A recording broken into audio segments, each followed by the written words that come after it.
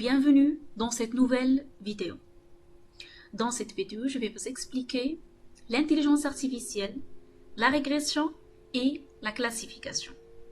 Donc, premièrement, l'intelligence artificielle. Une question qui se pose. L'intelligence artificielle, qu'est-ce que c'est? Tout simplement, l'intelligence artificielle, c'est le fait d'imiter le comportement humain. C'est-à-dire, l'être humain peut prendre une décision stratégique, n'est-ce pas? Oui. Donc, on veut créer une machine qui peut prendre une décision stratégique. L'être humain peut agir dans un environnement. Donc, à l'aide de l'intelligence artificielle, on veut créer une machine qui peut agir dans l'environnement. Vous avez plein d'algorithmes dans l'intelligence artificielle et vous avez aussi plein d'approches dans l'intelligence artificielle. Parmi les approches de l'intelligence artificielle, c'est la prédiction, ou bien ce qu'on appelle apprentissage automatique, ou bien en anglais, machine learning. D'accord? Donc, vous avez des mots-clés. Si vous êtes curieux, vous pouvez bien sûr aller chercher. Très bien. Donc, pour récapituler, intelligence artificielle, c'est le fait d'imiter le comportement humain. On veut faire soit, par exemple, créer une machine qui peut prendre une décision stratégique, ou bien créer, par exemple, une machine qui peut agir, etc. Donc, dans cette vidéo, on va parler tout simplement de deux concepts très très importants. La régression et la classification. Comme je viens de mentionner, l'intelligence artificielle contient plusieurs approches et plusieurs algorithmes. Parmi les approches, on a ce qu'on appelle machine learning, ou bien en arabe, التعلم الذاتي. التعلم الذاتي, c'est machine learning ou bien apprentissage automatique. Dans l'apprentissage automatique, ou bien في التعلم الذاتي, on trouve deux points très très importants. On trouve deux modèles très très importants. On trouve la régression, في التعلم الذاتي, نجد la régression, et aussi la classification. Peut-être vous posez la question, la régression, qu'est-ce que c'est? Je n'ai pas bien compris la régression. Ne paniquez pas, je vais vous expliquer la régression, qu'est-ce que c'est? Tout simplement, la régression, c'est le fait de prédire. C'est ce qu'on appelle en arabe التنبؤ. C'est le fait de prédire. Très bien. Prédire une valeur numérique. D'accord? Par exemple, on veut prédire un chiffre. Par exemple, prédire le prix. D'accord? Vous avez un produit, vous ne savez pas le prix, vous pouvez estimer, vous pouvez anticiper, vous pouvez prédire. تستطيعون التنبؤ بثمن هذا المنتوج. Vous pouvez prédire le prix de cet produit. D'accord? Un autre exemple. Vous avez un appartement. Vous savez la superficie. Vous savez combien de chambres. Vous savez l'état de l'appartement. Vous savez la localisation de l'appartement. Vous pouvez bien sûr estimer, anticiper et aussi prédire le prix de l'appartement. Dans ce cas-là, on parle de la régression. La régression, c'est le fait de prédire une valeur numérique. رقم. إذا كنا نريد التنبؤ برقم فهنا نتحدث عن la régression. D'accord? Un autre exemple. Vous avez par exemple un athlète et vous voulez par exemple prédire son âge. Donc, si vous voulez prédire son âge, dans ce cas-là, on parle de la régression. Oui, parce qu'on veut estimer, anticiper et prédire une valeur numérique. Très bien. Donc, nous avons dit que si vous voulez prédire une valeur numérique, par exemple le prix, le salaire, le revenu, la quantité vendue, etc., tout simplement, il s'agit de la régression. Donc, je vais vous montrer un exemple pour que vous puissiez comprendre. Concentrons-nous sur ce graphique à gauche. Vous voyez qu'il y a sur l'axe X la taille, d'accord? Et sur l'axe Y, il y a la quantité vendue, d'accord? Vous voyez des points ici bleus, d'accord? Chaque point représente la taille et la quantité vendue qui correspond à cette taille.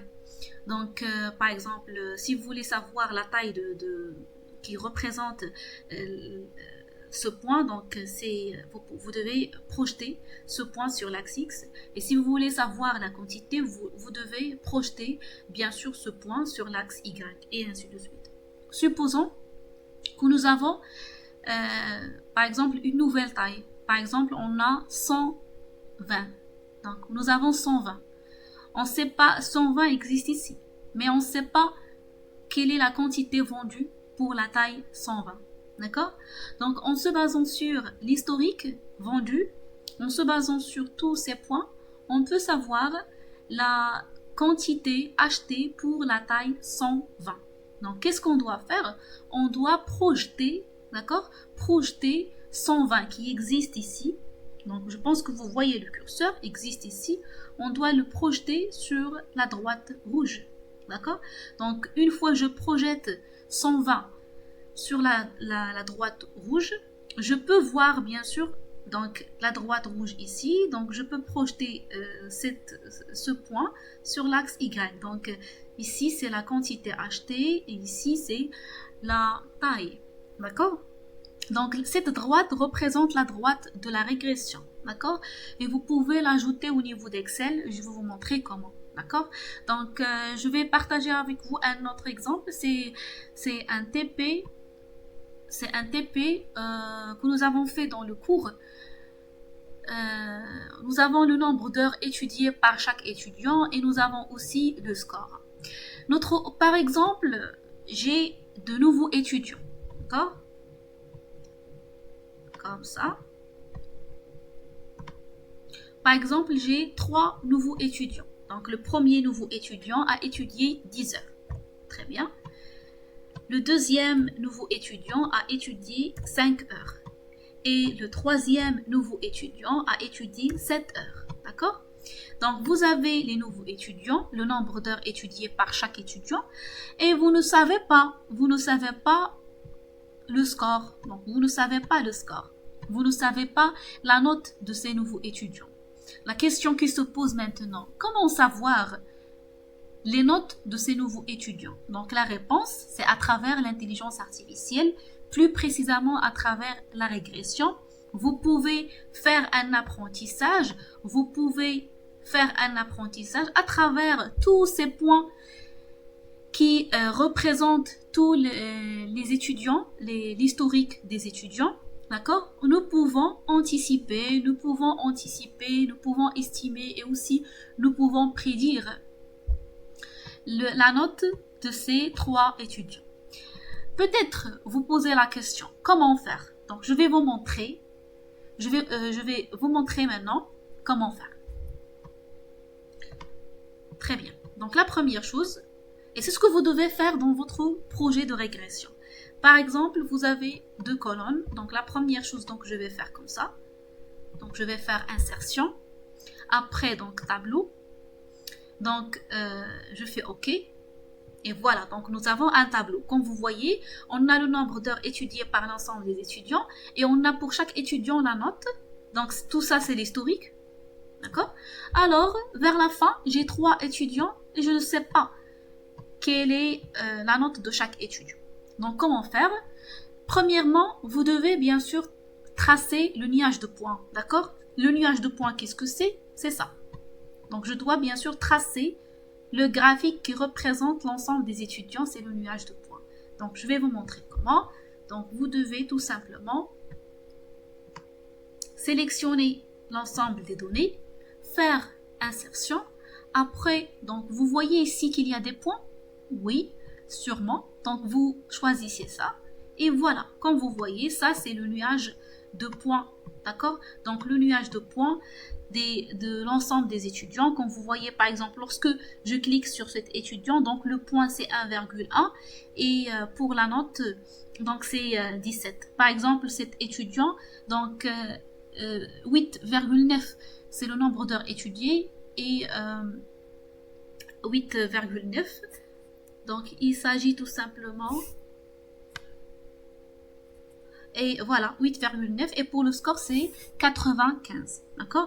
Je vous rappelle, qu'est-ce qu'on veut? On veut estimer, anticiper la note de ces 3 étudiants parce on sait combien d'heures, le nombre d'heures étudiées et on veut estimer le score.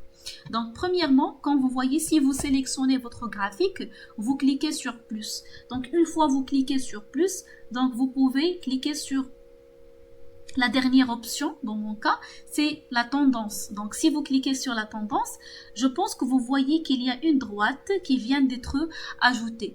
Cette droite, c'est la droite de régression. C'est la droite qui généralise l'ensemble des points. Donc, c'est la droite de régression.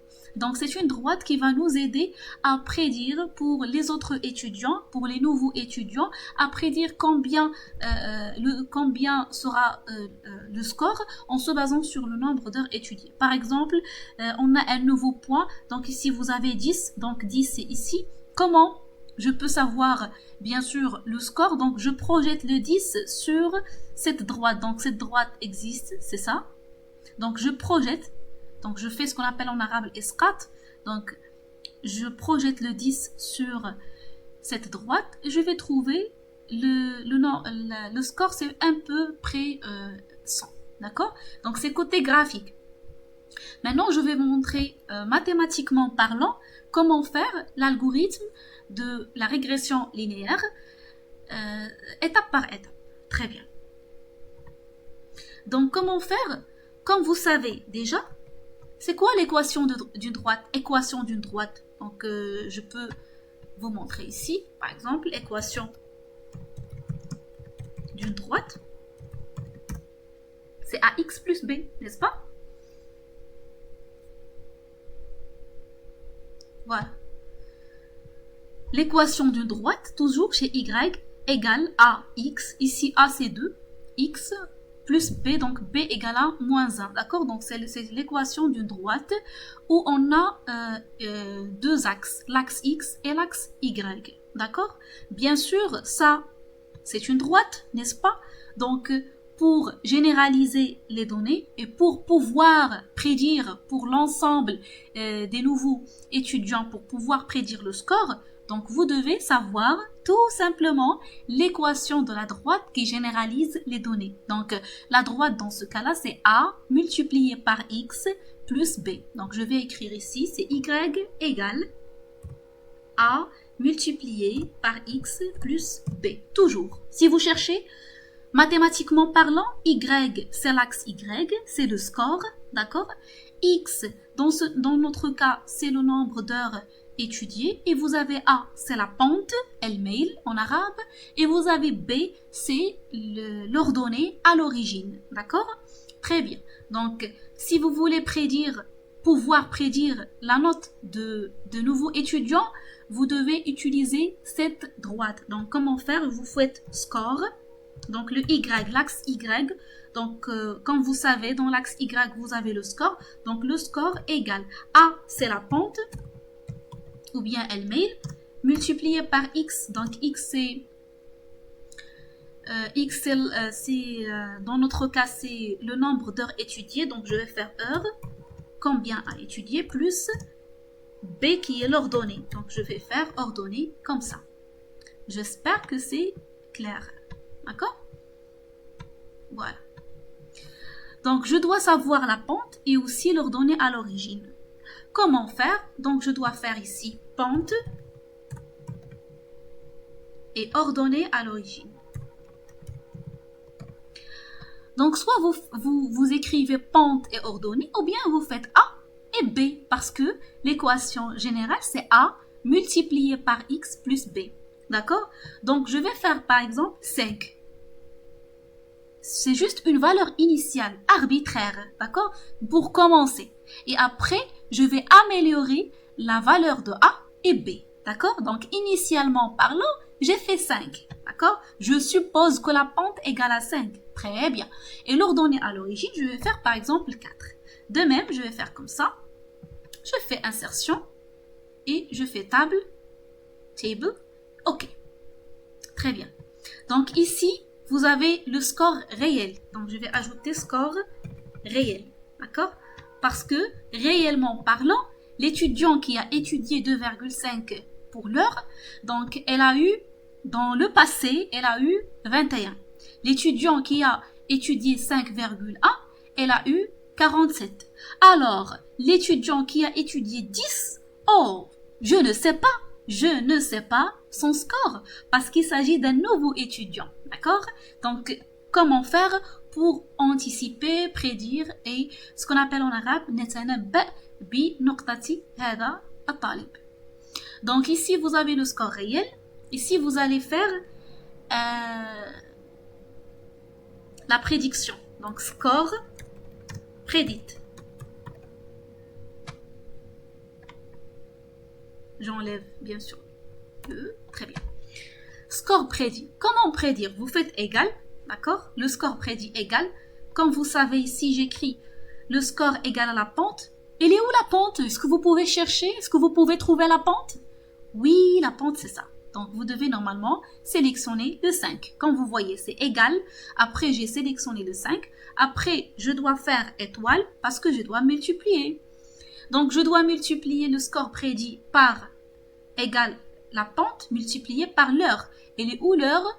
Donc, l'heure, c'est ça. C'est 2,5. Très bien. Et je dois faire plus. Plus quoi? Si je reviens à l'équation, plus l'ordonnée à l'origine. Donc, je fais plus l'ordonnée à l'origine. Donc, je sélectionne. Comment sélectionner? C'est tout simplement, vous cliquez sur cette cellule. Donc, vous avez sélectionné l'ordonnée à l'origine. Donc, vous faites entrer. Oh, très bien. Comme vous voyez, on a prédit. Donc voilà, pour le premier étudiant, réellement, haqiqatan, elle a eu 21. Alors, notre prédiction, c'est 16,5. Le deuxième, haqiqatan, elle a eu 47. Alors, la valeur réelle, c'est 29,5. Le troisième a eu 27. haqiqatan, نقطته et تساوي 27. لكن التنبؤ كان خاطئا لأن التنبؤ هنا يساوي 20. Logiquement parlant, منطقيا, logiquement parlant, on dit que la prédiction est un peu erronée, خاطئة. Pourquoi خاطئة? Tout simplement parce que la valeur réelle 27, لكن la valeur prédite c'est 20. Donc on a une grande différence, فرق كبير, une grande différence entre la valeur réelle et la valeur prédite. D'accord? Donc, التنبؤات لم تكن صحيحة 100%. La question qui doit être posée, comment faire pour améliorer ces prédictions? D'accord? بما أن التنبؤات لم تكن صحيحة 100%، إذن لا يمكننا أن نثق بهذا العمل. لا يمكن أن نثق. لماذا لا يمكن أن نثق؟ الآن نجد أن التلميذ الذي درس 10 ساعات نتنبأ بأن نقطتها ستكون 54 ولكن لا يمكنني أن أثق. Je ne peux pas bien sûr donner cette modèle à quelqu'un d'autre لأنني لا أستطيع أن أثق به. لماذا لا أستطيع أن أثق به؟ لأنه يكذب. لماذا يكذب؟ لأنني مثلا بالنسبة لهذا التلميذ le score réel 85 لكن النقطة التي تنبأنا بها هي 42. هناك فرق كبير بين 42 و 85.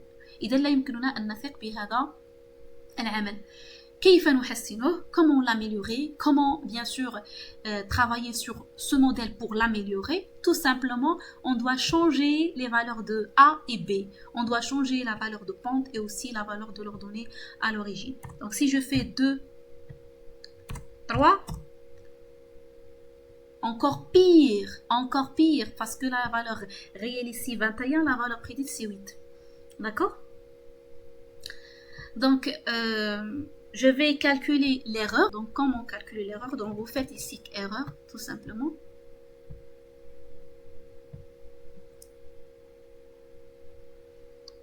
Égale l'erreur, le khata, égale le score prédit moins le score réel au carré. D'accord? Et vous pouvez faire, donc ici, au carré. Très bien, donc on peut faire au carré. Donc au carré, c'est chapeau. Donc chapeau 2. Et je fais entrer. Donc ici, vous avez l'erreur. Et vous pouvez aussi calculer l'erreur totale. D'accord? Donc l'erreur totale, qu'est-ce que c'est? C'est la somme de cette colonne. Donc je vais faire somme S. Pour moi, donc j'ai l'onglet, donc je vais faire somme de ça. Donc de la première jusqu'à la dernière, sans inclure les 3 derniers, parce que dans les 3 derniers, nous n'avons pas la valeur réelle. Donc on veut juste anticiper. Donc il ne faut pas les inclure. Donc vous allez faire comme ça et OK. Donc ça, c'est l'erreur totale. Ça marche? Elle est très élevée, donc on doit l'améliorer. Donc comment l'améliorer? Donc vous allez changer bien sûr la pente et l'ordonnée à l'origine jusqu'à trouver l'erreur minimale. لأن الهدف هو أن نجد الخطأ الإجمالي يجب أن يكون ضعيفا. Il ne doit pas être très élevé, il doit être vraiment faible. D'accord? Donc si je fais par exemple 8 pour la pente et je fais pour l'ordonnée à l'origine 6, je fais entrer, voilà. Donc on a pu avoir bien sûr une valeur qui est minimale, parce que l'erreur ici c'est 1900 et quelques, alors que avec 5 et 3 je pense l'erreur était 4000. Donc voilà. Donc par exemple ici la prédiction c'est 26, la valeur réelle c'est 21. Donc voilà, on peut dire que c'est une bonne prédiction parce qu'il n'y a pas une grande différence entre le score prédit et le score réel. D'accord? Encore plus pour les personnes qui ont Excel sur la machine, ils peuvent utiliser ce qu'on appelle le solver. Donc ils vont aller au data. D'accord? Donc data ici. Après, vous cliquez sur solver ou bien solver. Donc vous aurez cet objectif ou bien l'objectif. Donc vous sélectionnez l'objectif, c'est d'avoir l'objectif c'est l'erreur qui doit être minimale, d'accord? Donc vous sélectionnez juste l'erreur totale, vous faites entrer. Donc ici tout, soit max, min ou bien value of, donc vous faites min parce qu'on veut une valeur minimale. By changing variable cells, donc vous devez sélectionner les AX plus B, donc A plutôt A et B. Donc je sélectionne la pente et l'ordonnée à l'origine, je fais entrer et après je fais solve. Voilà, je fais entrer, OK. Comme vous voyez, donc ici l'erreur totale c'est 722, d'accord? Donc 722 c'est un peu, c'est bien. Par exemple ici la valeur réelle c'est 21, la valeur prédite c'est 26. La valeur réelle c'est 47, la valeur prédite c'est 52. Donc si vous faites la différence, vous n'allez pas trouver qu'il y a une grande différence entre le score prédit et la valeur réelle du score. D'accord? Par exemple, pour la personne qui a étudié 10, donc ici, bien sûr, le score prédit, c'est 100. D'accord? La valeur la personne qui a étudié 5 heures, vous voyez ici qu'il y a 51. Le score prédit, il peut avoir 51 dans l'examen. La personne qui a étudié 7 heures, vous voyez ici qu'il y a 70. D'accord? Très bien. Et je peux bien sûr faire le nuage de points. Donc je sélectionne, je fais Insert.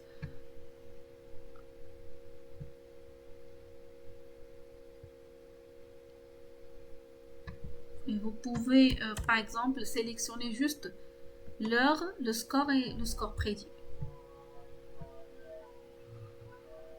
Je dois sélectionner le nuage de points. Voilà. Vous voyez ici, je peux faire la tendance. Et vous voyez ici que l'orange représente le score prédit et à peu près c'est le vert je pense, ou bien bleu. En général c'est le score réel. Et comme vous voyez, le score réel et le score prédit se rapprochent. D'accord. ليس هناك فرق كبير بين النقطة الحقيقية والنقطة التي تنبأنا بها. Alors que si vous faites par exemple comme ça, vous changez, par exemple vous faites 2 et vous faites 3, donc l'erreur est vraiment très élevée. Et si vous faites le nuage de points, vous allez voir qu'il y a une grande différence entre l'erreur réelle. Voilà, comme vous voyez, le score réel c'est ça, النقط الحقيقية c'est ça. Ici en orange vous avez les prédictions. Comme vous voyez, il y a une grande différence entre le score réel et le score prédit. Voilà. Donc j'espère que c'était clair. Donc dans le projet, qu'est-ce que vous devez faire? Vous devez bien sûr calculer le score prédit et vous devez bien sûr calculer l'erreur. Donc dans cette vidéo, j'aimerais tout simplement vous expliquer la régression linéaire et j'espère que c'était clair. Si vous avez des questions, n'hésitez pas surtout à les poser. Après, dans les prochaines vidéos, je vais travailler sur les datasets que je vous ai donnés pour faire la régression. Merci et à toutes.